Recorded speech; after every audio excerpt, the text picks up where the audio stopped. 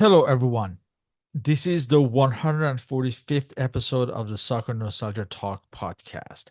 As always, this is Sean from Los Angeles and the Soccer Nostalgia blog. Unfortunately, Mr. Paul Whittle from the 1888 letter blog could not make it this time. For this episode, I interview English author and podcaster Mr. Rocco Dean discussing his book, The OLeary Years Football's Greatest Boom and Bust, released in 2022. Mr. Dean was previously interviewed on the podcast regarding his book, The Sons of Revie Leeds United's Decade of Dominance. In addition to this book, Mr. Dean is the author of many Leeds United related books. We mentioned The Sons of Revie, as well as Marcelo Bielsa versus the Damned United, the extraordinary story of a club reborn, League One Leeds, a journey through the abyss, Marcelo Bielsa versus the Premier League, living, loving, and losing Bielsaball. He is also a presenter on Leeds United related podcast, Leeds Dat, at Leeds Dat. Welcome back, Rocco. Thank you for having me again. In our last interview, we discussed the golden age of Leeds United under Don Revie. This era that we'll discuss could have been another glorious era, but it ended in heartbreak. How was reliving this era that you actually lived through as a fan? Yeah, it was different. It was amazing, really. Actually, it's incredible when you sort of get your head stuck into something so deeply. It does transport you back in time, and it feels like you feel like that kid again. I was 13, 14, 15 in these years. So yeah, just a teenager at school. And yeah, a very different time to how things are today. So I really enjoyed reliving that time and researching it. But then at the same time, it did also bring a lot of frustration, disappointment, and disbelief as well at how many things went wrong and, how really everything that could go wrong did go wrong. It was, an absolutely calamitous few years in the end when it should have been something so glorious like Leeds had under Revie 30 years previous. The Reeve book that we discussed last time was narrated through the experiences of your father, while this one is narrated through your own personal experiences. Can you discuss the format and the structure of this book on the O'Leary era? Yeah, so follows the same structure and format, really, taking season by season. So the book's broken down into the 4 seasons that O'Leary was in charge, and then subdivided into matches, not covering or not, well, touching every match, but, covering in detail a dozen or so matches per season, the ones that, helped define each season and sort of narrating through the rest of the matches within those sort of main match reports. So, yeah, just taking the reader through the journey chronologically as it happens. And yeah, it was definitely a lot easier to write because, my memories, for some reason, they all seem to still be there. So I was able to just reel it all off without doing too much research in terms of like the match action. And I also used to write reports when I was a kid as well after going to matches. So that was really helpful to draw back on that and reread the emotions involved and any little details that I might have forgot, because it's still, even in the late 90s, it's still not that easy to find footage online of all the games. So yeah, luckily my memory was up to the job. Can you present the status of Leeds United in the English football landscape as we come to the late 90s, following the Howard Wilkinson era and the short tenure of George Graham? Yeah, so Leeds had obviously struggled after the Revie era, and then Howard Wilkinson, basically rebuilt the club in his image, had an incredible success initially, winning the final First Division Championship. So Leeds were, back among the elite. In the early Premier League years, they sort of meandered a little bit. They had finished fifth twice, and then things started going a little bit wrong for Wilkinson, and George Graham took over, and Leeds were at that point meandering. They'd dropped into the bottom half, and the club really needed a real refresh actually after Wilkinson. And George Graham actually did a fantastic job. He turned things around in his first full season. He completely rebuilt the squad, and Leeds had a good team. So yeah, OLeary inherited a good side that had just finished fifth. You know, I was hopeful of pushing on and into a title challenge at this point. Man United were totally dominant. Blackburn had won the league in 1995, but Man United had won every other Premier League season.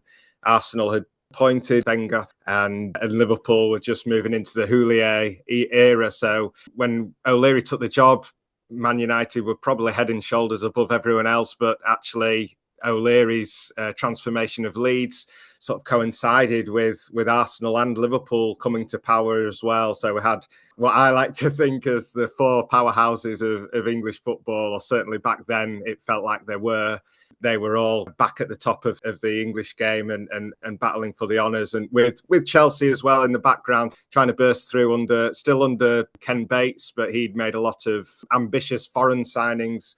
So they were there or thereabouts as well, and competing for trophies. So it's really competitive landscape.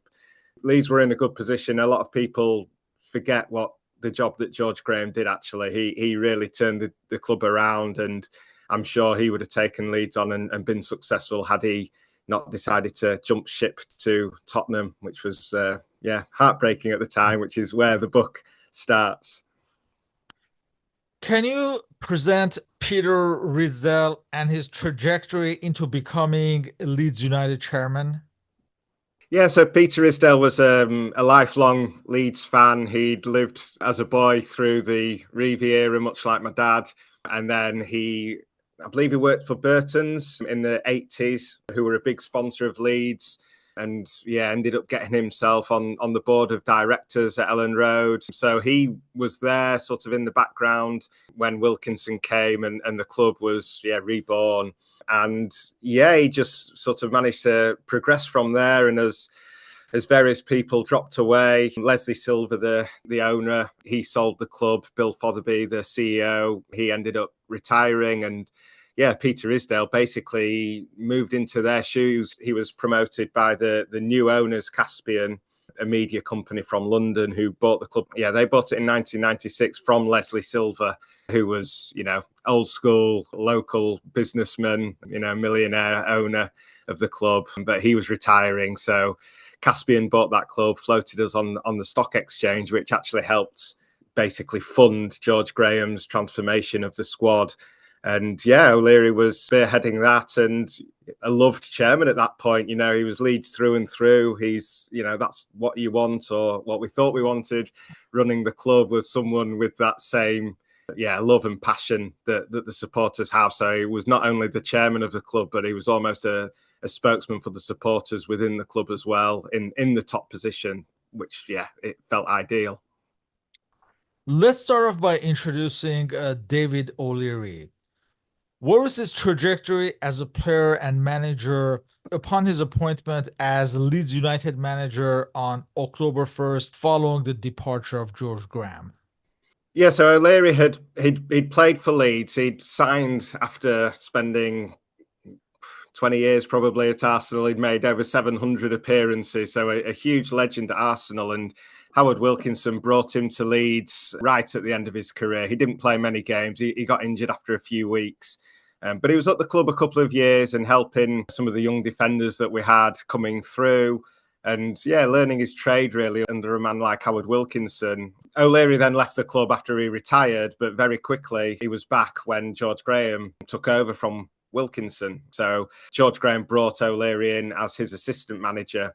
And OLeary was, again, obviously had a really good relationship with the players and a good rapport. Earlier in the year that he'd taken over, so he took over in September or October, but in March of that year, the Leeds team had actually been in a plane crash at Stansted Airport. They were flying back after a game against West Ham, and I think they were about 200 metres in the air after takeoff, and the plane came crashing back down to earth. And O'Leary was pivotal. He was sort of dressed up as the hero. He was the guy that barged the emergency doors open and helped get everyone off the plane. So he had a bit of a hero status really at Leeds. And when George Graham left, it was a very public chase for Martin O'Neill. He was the number one target, but he in the end decided to stay at Leicester. And in the meantime, O'Leary, who had been the caretaker, had done some fantastic things. He'd brought in some youngsters from the youth team, and they'd gone to Roma and played fantastically well. Lost 1-0, but played fantastically that night. And suddenly there was a groundswell for him to actually get the job. And when Martin O'Neill turned it down, I think a lot of people were quite happy. And O'Leary was, promoted into the first team manager. Yeah, and I think the players and the fans were all, delighted with that. Can you describe the backbone of the squad at hand upon OLeary's appointment? Yes, as I said, George Graham had rebuilt it somewhat, but there was a lot of experience there as well. So we had Nigel Martin in goal, who was a world-class goalkeeper, brilliant base on which to build the team. And also Lucas Radebe in defence, South Africa international defender, who George Graham he made Radebe what he was, came to the club under Wilkinson and didn't really shine, but then just, exploded under George, became a whole new player. And he was the perfect rock at the back for O'Leary to build his team around. And then he had players like Gary Kelly, who'd been at the club a long time, but was still quite young, a Republic of Ireland international right back. Had Jimmy Floyd Hasselbank up front, who had been George's best signing, a revelation, signed from Portugal for 2 million, Boa Vista. And I think he'd been the top scorer in the Premier League, actually. So some real talent there. And Rod Wallace still at the club from when they'd won the league in the early 90s, partnering Hasselbank up front and Harry Kewell on the left wing, who had just broken into the side in the previous season. Again, a bit of a revelation down the left wing. But then throughout the rest of the team, there were really bargain buys by George Graham. For example, his captain was David Hopkin, who hadn't really had a top flight career, but he'd been brought in by George, Scottish midfielder, and given the armband. And there was some talent there, but it was still, I think George Graham was sort of getting more out of the sum of the parts than the individual talent that was in the squad, I believe, at that point. Yeah, and we can mention the likes of the Norwegian duo in defense, Alf Inge Haaland, father of you-know-who, and Gunnar Hall. Jonathan Woodgate earned his debut under O'Leary that season, as did Alan Smith. So there was a lot of young, talented players, young, exciting side. That's the thing. So O'Leary and George Graham were actually at odds. O'Leary wanted to accelerate these young players into the team, like you say, Woodgate, Alan Smith, Stephen McPhail, a really talented midfielder. There was Ian Hart as well, the left back, Matty Jones, a Welsh midfielder. So O'Leary brought them straight into the team as soon as George Graham went, and I guess he proved himself right. Let's look at O'Leary's first season in charge, started in October 1998, and his role in continuing the progress and trajectory started by Graham. Yeah, so Leeds had made a pretty solid start that season. I think they were undefeated and going well under George Graham. But he jumped ship about 6 games in, and O'Leary actually lost his first game at home to Leicester. But soon after that, you could see. So in that Leicester game, he basically just picked George Graham's team. But after that, he was on record saying, well, I thought I was just here for 1 game, so played it safe. And when I found myself here for the next game, I just thought, well, hell with it, I'll just throw the youngsters in and see what happens. And that's what he did. And it really transformed the team. But I think as much as anything, it was the change in philosophy. George Graham, very famously a strict disciplinarian, like quite a careful, pragmatic manager. I think he's remembered more as a more defensive manager than actually I think he was for Leeds. But nevertheless, O'Leary let them off the leash, and he was constantly going on about wanting to be a fearless attacking side. And that's exactly what they were. And they got some fantastic results and performances in those early weeks. They beat Liverpool at Anfield 3-1, went to Old Trafford and had an amazing game against them, lost 3-2 in the end, but it was a a wonderful match, and just banging in goals for fun. Alan Smith came in scoring goals, and there was just a real freedom about them, and they just looked a completely different side, and were catapulted pretty much into the title race eventually. They went on an incredible run. They won 7 games in a row in the second half of the season, and they were right there. They were right there with Chelsea, Arsenal and Man United, but then had a little bit of a dip towards the end of the season and didn't quite, couldn't really go the distance. But at that point, everyone was just thrilled with the progress they'd made, and just massively excited about the season to come. We felt like we'd struck gold, and it felt like revisiting those Revie years, with a young homegrown team that was going to, take on all comers. And they finished 4th that season. Other decisions that O'Leary made in that first season was he offloaded Lee Sharp to Italian side Sampdoria. He brought back in David Batty from Newcastle in December. So we come to the 1999-2000 season. That's O'Leary's first full season in charge. Let's look at the transfers and the impressive run in Europe and eventual Champions League qualification. The players that were brought in included Charlton defender Danny Mills, future international, Michael Bridges, young striker from Sunderland, former Chelsea defender Michael Duberry, former Coventry City striker Darren Huckerby, and later in the season you have Jason Wilcox, who was champion in 1995 with Blackburn Rovers. He joined Leeds. And the players who left included the likes of David Weatherall. Jimmy Floyd Hasselbank was sold to Atletico Madrid in Spain. Gunnar Hall joined Bradford. Dutch forward Clyde Weinhard joined Huddersfield. And others like Danny Granville and the Portuguese Bruno Ribeiro also left the squad. So there's a lot of coming ins and going outs, but you can see even the transfer policy, O'Leary is looking at young players to bolster the squad. Yeah. I mean, it's interesting because he made no secret of the facts. Young British players, that's what he wanted. He wanted to build a young British squad. But yeah, like you say, his first signing the previous season was David Batty, who was at that point, about to turn 30. But he sort of helped, basically build the experienced spine that O'Leary wanted to build a team around. And then, that summer, really exciting. They were back in Europe. Well, they were in Europe again, and there was money to be spent. And they signed a lot of players. They got rid of a lot of the deadwood, the players that O'Leary clearly didn't trust. But actually, in the end, those signings that he made, apart from Michael Bridges, who was a revelation, actually, he'd played a couple of games in the Premier League when he was younger, but this was a guy that was playing for Sunderland in the first division as it was back then, so the second tier. And he wasn't even in their team because they had Niall Quinn and Kevin Phillips up front. So he was third choice at a second division club. But he came in and he bagged like 21 goals that season. He was fantastic. But even he was only a replacement for Hasselbank. Losing Hasselbank was just horrendous. Your top scorer, the experience of him as well, the stature of him. Yeah, a real massive blow to lose him. But Bridges came in, he scored the goals, but none of the other signings contributed. So really, we were left with a real threadbare squad of really young players. And they were challenging on all 4 fronts for quite a while. They ended up going out in the League Cup 4th round, but in Europe, of course, they got all the way through to the semi-final. In the FA Cup, they were going well until round 5, I believe, and they lost to Aston Villa.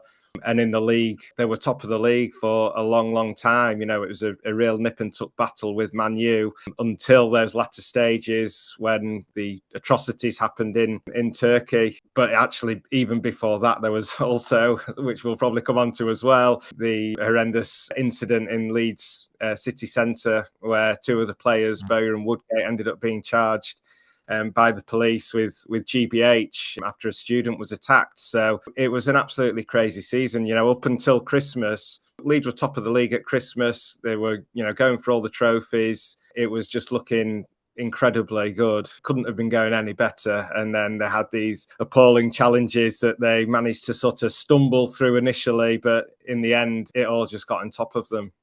This was a successful season for Leeds, and they finished third and they qualified for the Champions League qualification round.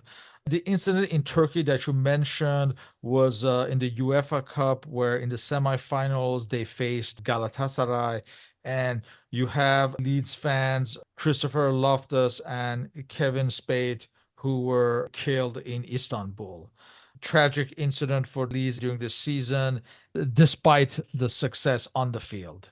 It was so hard to recover from. It was such an awful thing to happen, and just shell shocked everybody. And on top of sort of what it did to the whole club in general and the atmosphere of the club, you've got these kids in the first team who a year or two ago they were just playing in the youth team football. They're all sort of 6, 7 teenagers in the side, and suddenly they're the ones sort of receiving the commemorative flowers from the Arsenal players at Ellen Road to commemorate supporters who have died, and they like transported into this insane situation that no footballer, no matter how experienced, could really handle. But to sort of place that on teenagers, it was just just impossible. And they lost 6 games in a row at that point, and on the pitch the season completely derailed, but then they managed to sort of slowly get things back together for the run-in, and managed to stumble over the line into third place in the end, when the title race was a 2-horse race up until that point. But in the end, Arsenal ended up getting second, and Leeds were pretty relieved to finish third. The incident that you mentioned earlier was in January 2000, and it involved Jonathan Woodgate and Lee Boyer.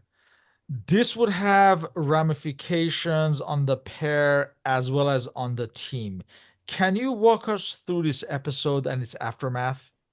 It happened a couple of days after Leeds had beaten Man City away 5-2 in the FA Cup, which was probably the high point, really, because this incident was when it all started going wrong. But having said that, so what happened in the incident? The players, they had a week off only because Man United went to play in Brazil in the World Club competition. Leeds was supposed to play Man U, so if they'd have been playing them, the players wouldn't even have been out in town. But as it was, they got caught up in an argument with some students, and then in the end, one of the students was chased through the streets of Leeds and horrendously beaten up to within an inch of his life. He had all sorts of horrific injuries, won't go into, but suffered an absolutely brutal, sickening attack. And 2 of the Leeds players, Woodgate and Boer, were arrested. They were charged along with some of Jonathan Woodgate's friends as well. So there's 6 people charged in total. But initially, of course, they both pleaded not guilty. And initially, it didn't seem to affect the team. If anything, it maybe sort of brought them together a little bit, and they were fighting adversity and all in it together. And they managed to keep the season on track, while Boer really excelled in this period. For Jonathan Woodgate, he really suffered, actually, and he lost his form entirely. Woodgate had been an incredible defender. He was 18 when he broke into the side, and he looked every bit as good as Radaby, which is as high as praise gets. But after that, his form really tailed off and ended up losing his place. Alfie Haaland actually came into the defence and did a brilliant job. And Michael Dewberry and Danny Mills played some games at centre-back to try and cover him as well. So, that really affected Woodgate. But Boer sort of just went from strength to strength. He was playing the football of his life. But we also have to say that this incident kind of sidelined their international career. It's strange to think that Lee Boyer only got 1 cap. Many believe, had it not been for this incident, he would have had many, many more caps. Jonathan Woodgate did eventually get back into the England setup, but even I don't think he had the career English colors that many would have predicted prior to this incident. And this Yeah, would drag completely on into agree. the next year. There'll be trial and all that. In your book, you actually go through this whole saga going into the following year.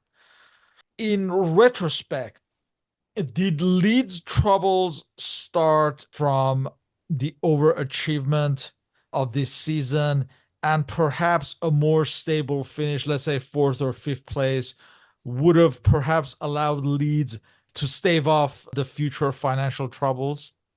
I mean, yeah, with hindsight, you could say that, but I don't really agree. I think that was the natural next step for them. You know, they'd been in the UEFA Cup 2 years running.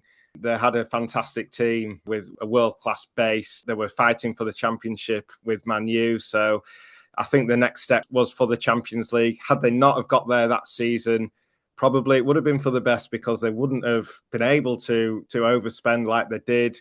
But at the same time, yeah, they were ready for it. They were ready for the Champions League, as they proved the next season. So, yeah, I guess it was just as we'll come on to, the decisions of the board, some needless, some understandable, that really undid them. But at that point, I didn't think that they had overachieved. You know, I thought that, if anything, they may have underachieved, because they were good enough to probably push Man United closer. They were good enough to get to the UEFA Cup final, and good enough to win a domestic trophy as well. So it really just felt like we were just on the right path. We were just moving forward. So we come to the 2000-2001 season, and Leeds are participating in the Champions League, and they will have another impressive run, and they would reach all the way to the semifinals. They also showed their ambition with big name signings such as Mark Viduka, and later with Rio Ferdinand and Robbie Keane. Mark Viduka was an Australian striker who came from Celtic Glasgow. They also signed Liverpool defender Dominic Matteo, who would earn Scotland caps. French midfielder Olivier Dacour came from Lens. Australian midfielder Jacob Burns from Parramatta Power. Later on, you have the record signing of Rio Ferdinand from West Ham United, and Robbie Keane, who was in Inter in Italy. The players who left included the Austrian defender Martin Heiden and Alf Inghaaland, who joined Manchester City. David Hopkin joined Bradford City. Robert Molnar, the Dutch defender, also left during the season, as did Welsh midfielder Matty Jones, as well as Darren Huckerby, who left around the same time as Robbie Keane was coming in. As far as the Champions League, they faced the likes of Real Madrid and Lazio, Barcelona, AC Milan. This is around the time where you have the two group phases in the Champions League. So they played a lot of matches that season, and they would reach all the way to the semifinals. They eliminated Spanish side Deportivo La Coruña before falling against Spanish side Valencia. In the league, they finished fourth. So another positive season. Yeah, I mean, it's interesting, really, because when you list all the signings, it does sound like highly ambitious and over ambitious, actually. But when they started that summer, they went into that new season having only signed Dacour and Viduka, 7 million and 6 million. So they hadn't really spent wildly at all. They'd been conservative, and that had always been the strategy, to not overspend their means, just to only sign the right players when they become available. And it even stretched to refusing to pay 4 million for John Arne Riise. So Leeds were in position to sign Riise, but at the last minute, his club, Monaco, they suddenly demanded an extra million, and Leeds pulled out of the deal. They wouldn't pay it. And that's why they ended up buying Dominic Matteo after the season had started, to bolster the squad. But it'd been a careful summer. But as they got through to the next group stage of the Champions League, and they were stuttering in the league really badly. So they were doing great in Europe. But as we see many times with teams that are in their first Champions League season, they really struggled domestically to sort of fight on both fronts. And they were down in sort of 16th, 17th position at Christmas. But to combat that, and because they'd got through the group, they went out and they spent 18 million on Rio Ferdinand, a British record fee, which was absolutely flabbergasting. I mean, I remember the disbelief that Leeds were paying 18 million for a player, let alone a defender from West Ham. I'd not really seen much of him. I didn't know how good he was, and he was incredible. But, in the summer, they'd been linked with him for 12 million. And, they wouldn't pay that. And then suddenly they were paying 18 million. So it sort of did raise alarm bells a little bit, but then at the same time, we're in the Champions League, we're doing fantastically well, and you just trust the club. And in the end, it was a masterstroke bringing in him and Robbie Keane on loan, so it wasn't costing us anything. And we had Robbie Keane to bolster the attack and Rio at the back, which sort of negated the Woodgate absence.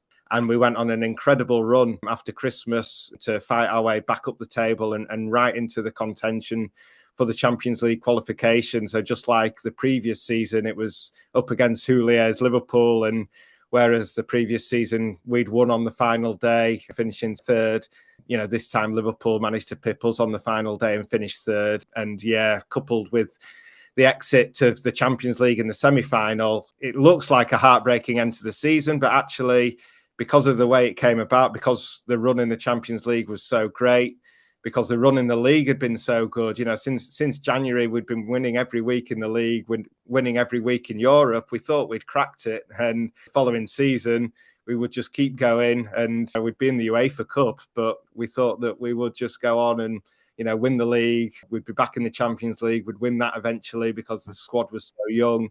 They'd already proved themselves at the very top level. Everything just felt fantastic. And I don't remember the disappointment of missing out on winning the Champions League or qualifying. It didn't sort of resonate. I was just excited for the next season.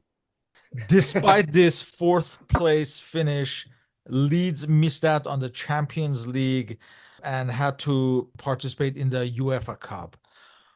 Was it self-evident at this time that this was the beginning of the impending disaster, or to the outsider, was there a feeling that the Leeds strategy was working?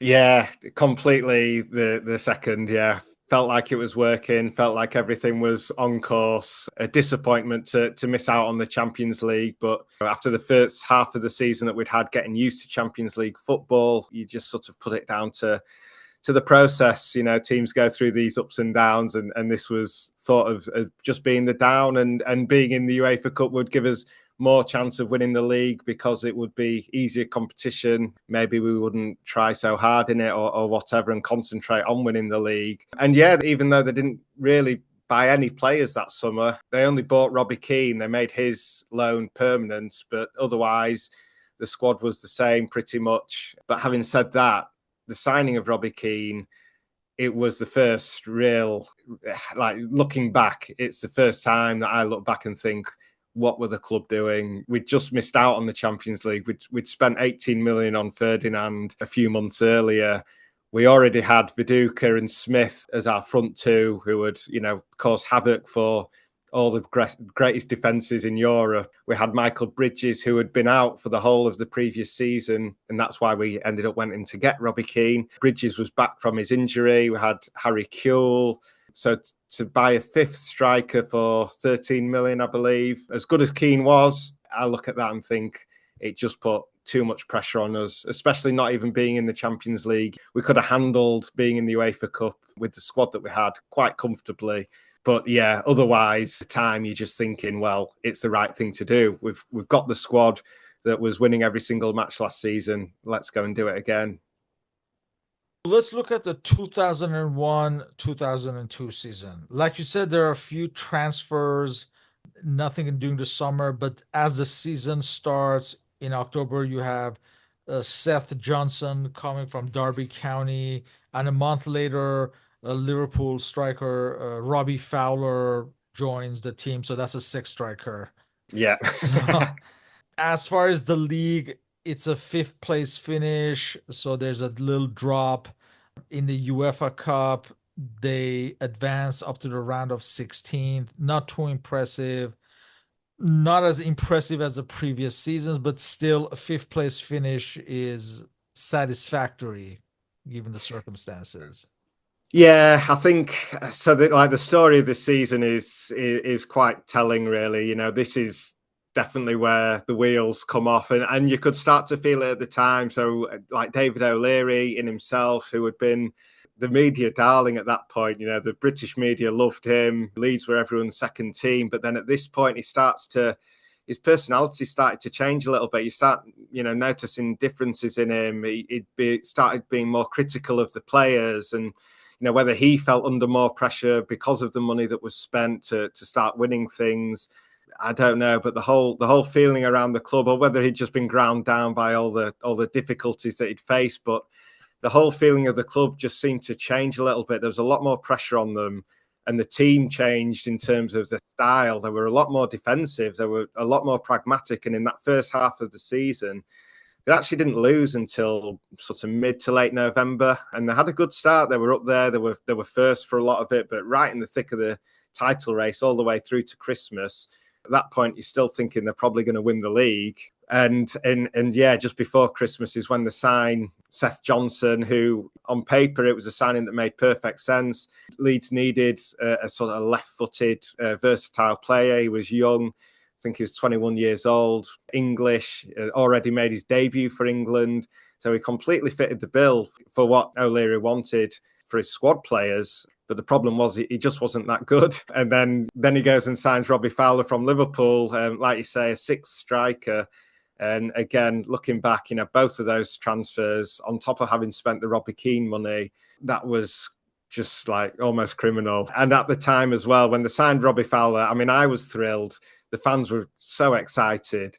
But they had an AGM at that point, and there was a lot of questions of the board. Can we afford these transfers? And they were reassured by Isdale that everything was under control. We're just spending what we can afford to spend. And I do have a little bit of sympathy in that they were up there. They were right up there near the top of the league. All O'Leary signings had been fantastic. Robbie Fowler was, he wasn't quite the phenomenon that he was when he broke onto the scene, but he was still one of the best strikers in the country. So you could understand them thinking what could possibly go wrong by adding Robbie Fowler to the squad. The other thing as well was that it wasn't only the top three that got in the Champions League this season, it was the top four. So to think that they wouldn't even finish in the top four, having added Robbie Fowler, it was unthinkable. It was inconceivable. But sadly for Leeds, yeah, that's exactly what happened. The form just completely fell off a cliff after Christmas, and they went like over a dozen games without a win, and it just completely derailed everything. And in the end, they struggled even to qualify for the UEFA Cup. There has been this urban myth regarding the signing negotiations of Seth Johnson, whereby Ridsdale allegedly offered him significantly more than Johnson and his agent expected. And this has been used as an example to show how careless the Leeds hierarchy were with money. Is there any truth to this story that you know of? Yeah, I think so. I don't have it as a fact, but apart from, no one's ever really denied it. And yeah, there's so many people have come out and said it, and the players, they used to call Peter Isdale Father Christmas because he was very generous. And yeah, I have heard it from some people inside the club that this will have been the case. Even if they weren't in the negotiating room with Johnson and his agent. It all adds up, shall we say. So, yeah, maybe the specifics aren't exactly right, but yeah, the story goes that Seth Johnson was on 5,000 and 5,000 a week and hoping to double his money, and Leeds' opening offer was like 30,000 a week, and then they were negotiated up to 37,000 a week. So, yeah, whether those actual figures are correct or not, I don't know, but yeah, for sure they were extremely frivolous, let's say, and yeah, definitely didn't help their reputation with the fans when things started going wrong. At that point, when things are going right, fans don't really care as long as you're winning on the pitch. But when things start going wrong, then that's when you're looking into things deeper and start the finger pointing. With the fifth place finish, Leeds once again missed out on the Champions League money, and this spelled disaster. Can you describe the events off the field due to this? As I said, the second half of the season, things really start falling apart. And there's a lot of unrest in the camp as well. And it actually all started when the trial ended, ironically, the Boer and Woodgate trial. It had been going on during the Champions League campaign. It went to a retrial in the end, which ended up happening the following season. And it finished just before Christmas, which at what point you're hoping that they just draw a line under it and move on.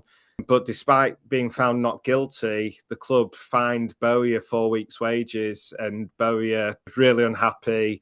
He ended up being transfer listed. The whole squad was up in arms about this. It created real division. I think this was probably the first chink in the armour in terms of David O'Leary's relationship with the players and Isdale's relationship as well. There'd been a great camaraderie, in the European matches. Isdale would be on the pitch celebrating with the players after the matches, as would O'Leary, singing songs with the fans.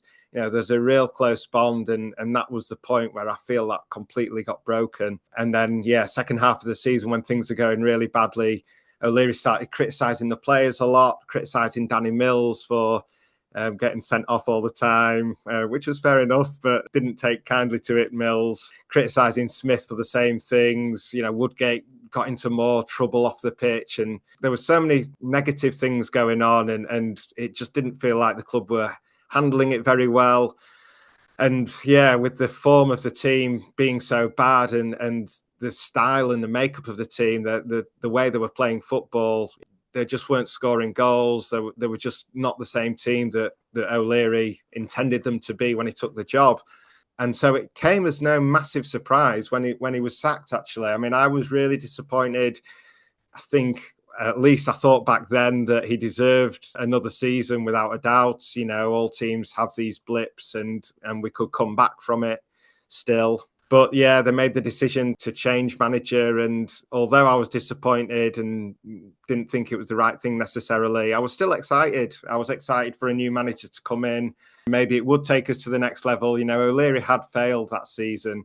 Yes, Leeds had been doing well, but when you look at the finishes, they'd gone from third to fourth to fifth. They were going backwards despite spending loads of money, despite having a huge, amazing squad. So, I think it was understandable that they got rid of him, and they brought in Terry Venables, and I was really excited.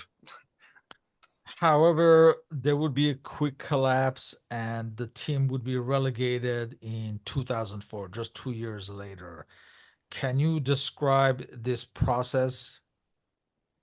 Yeah, well, Terry Venables came in, and to my mind, he made a number of mistakes. The thing is that the squad was still strong. We sold Rio Ferdinand the summer that O'Leary was sacked. So Ferdinand went to Man U for 30 million, which, we were led to believe would sort of sort out the financial side. At that point, you can't hide from the fact that you'd spent all this money expecting to be in the Champions League 2 years running. You'd missed out. So Rio went and Robbie Keane went as well, but the squad was still so strong. We had a numerous top centre backs at that point. Radaby, Matteo, Woodgate still there. We had all the strikers still: Fowler, Viduka, Smith, Kuehl. So there was no reason for the team to struggle as badly as they did, but struggle they did. Venables took out Nigel Martin and played Paul Robinson instead. He took out Olivier Dacour, completely froze him out, completely froze out David Batty.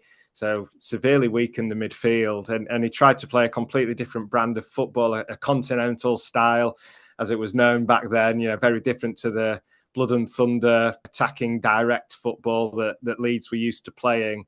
Very patient build-up, 4-5-1, and it just didn't work at all. And they found themselves, halfway through the season, they had no chance of getting into Europe at all. And that's when the fire sale happened, and that's when the wheels completely fell off. There was just no recovering from it. Players left, right, and centre. I mean, yes, probably they had enough, or with better management or guidance, they could have still recovered and not got relegated. But it was just hurtling that way at that point, and it felt inevitable in the end when they survived that first season that Venables was in charge. He left, and Peter Reid came in for the final few months, and they stayed up with a famous win at Highbury on the penultimate day. But then the following season, they just got off to a bad start and could never recover. And in the end, it was sadly Eddie Gray who was in charge when they went down with a 4-1 defeat at Bolton. It was inevitable at that point. Even though there was talent in the team, the club was in such a bad way that you suddenly just couldn't see any other outcome at that point. Peter Ridsdale's name is synonymous with wasteful spending and this whole disaster of this era. Why do you think he went down this dangerous path? Well, I think a number of reasons, really. I think it's a really complex thing because, as I mentioned before, he started with all the great intentions. They were very careful. When O'Leary was appointed, there was a lot of frustration because they were missing out on signings. They wouldn't pay the money for Dion Dublin, they wouldn't pay the money for Carl Court from Wimbledon, all sorts of different players that they were tracking, but they wouldn't pay more than what they thought players were worth. And then once they got in the Champions League, it all seemed to change. And I don't know if it was desperation or just an overinflated idea of what was to come, arrogance, maybe complacency that, nothing could go wrong. They just thought it was safe to gamble that money. It turns out they were basically spending the following year's Champions League money thinking they were going to get in the Champions League. So it was reckless. It was wrong. The leader of the club shouldn't be putting the club at risk. But I'd still understand it. I can understand why he took these risks because, nothing had gone wrong. Everything was looking so good and he had every reason to trust O'Leary. And also on top of that, they had a lot of injuries. Bridges had a terrible injury. He needed replacing. Stephen McPhail had a terrible injury. Kuehl had a terrible injury. Woodgate had the court case and never really recovered from that. So there was a lot of key players from the young team that O'Leary immediately put together on his arrival. A lot of those players did need replacing. So, yeah, you can understand it. But at the same time, it was completely reckless. And yeah, I'm sure he would agree that they should have just tried to ride out those storms with the injury situations, with what they had in the squad and risking the club's future. It was unforgivable. 25 years later, we've still not recovered. We went back to the Premier League briefly, but the club is still, it's still a championship club. It's never recovered from those days, which is incredible, really. In the post-Revie relegation in 1982, Leeds spent 8 years in the old second division before coming up. This time, it would take Leeds 16 years. Why did it take longer? I think it definitely comes down to who was owning the club at the time. So, yeah, Leeds got relegated and in the end, Ken Bates bought the club. I mean, he did save us from administration, potential liquidation, apparently, but he ran the club to make profit out of it. He had no ambition at all to get promoted. We ended up dropping to League One for 3 seasons. He was at least ambitious to get us back out of that and succeeded eventually. But he had no ambition to take us back to the Premier League. He would just sell our players, take the money and run. And yeah, it was only after he left that we started to actually see a club trying to get back to the Premier League. So that was in sort of 2013, 2014 time. But still, the people running the club weren't competent. They did have the ambition, I believe. People like Massimo Cellino, the Italian madcap owner. He couldn't do a good job as well as he tried. But then, yeah, it came down to getting Bielsa in, and Bielsa turned out to be the genius that Wilco was, to turn the club around and rebuild it. So yeah, it was just about the owners of the club, the situation of the club. We just went through a really, really dark time for far, far too long until Bielsa came along. David O'Leary promoted and signed many young players. Is that his legacy? And how do Leeds United historians regard the work done by O'Leary? I think it's really sad that I don't think that is his legacy now. I think O'Leary's name will just be synonymous with the collapse, the bust rather than the boom, because he did make mistakes and he was culpable, along with Isdale and the board. O'Leary made mistakes as well. And I often wonder what would have happened with George Graham at the helm. Would he have stopped the club making these signings? I think he probably would.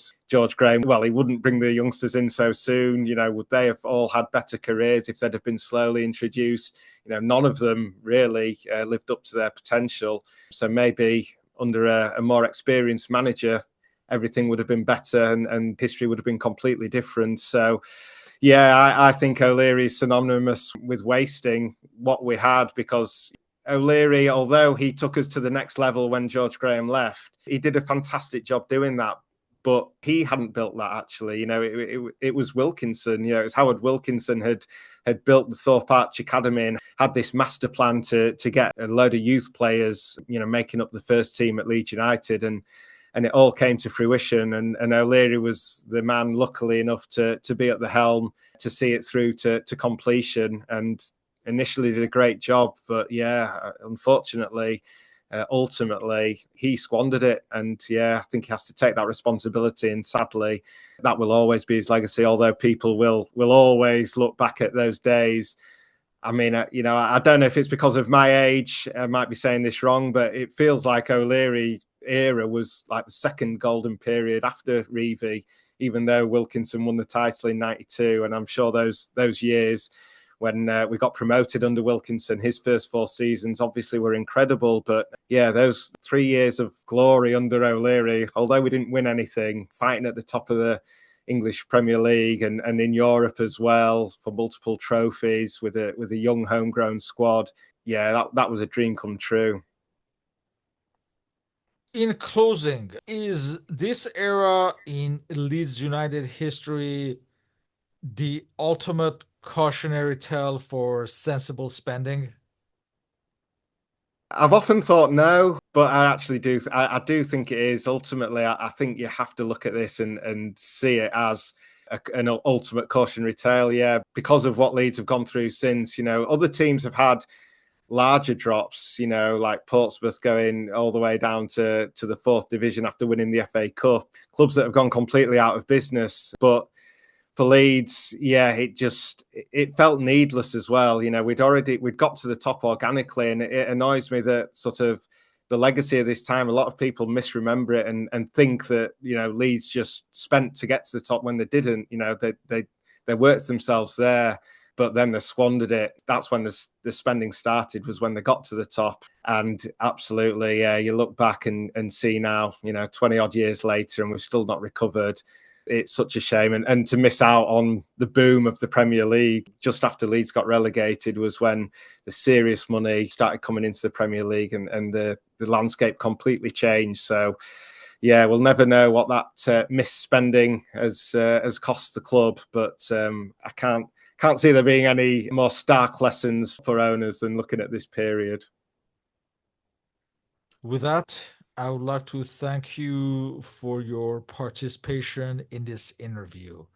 And all our respective contact information and the link to Mr. Dean's books are on the blog and podcast uploads.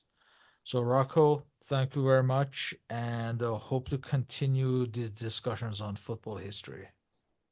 Thank you very much for having me again. It's an absolute pleasure. Thank you.